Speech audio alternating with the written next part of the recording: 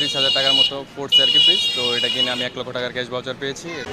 ভাই একটু দাঁড়ান, নিয়ে নেই ছবিটা নিয়ে নেই সবাই ক্যামেরায়। ভাইয়া ভাইয়া একটু ঘুরেন, এদিকে ঘুরেন, এদিকে আমাদের দিকে ঘুরেন, আমাদের দিকে। হ্যাঁ ও সুন্দর।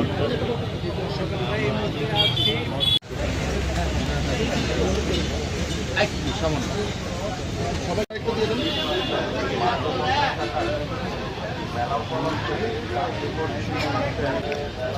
রেডি?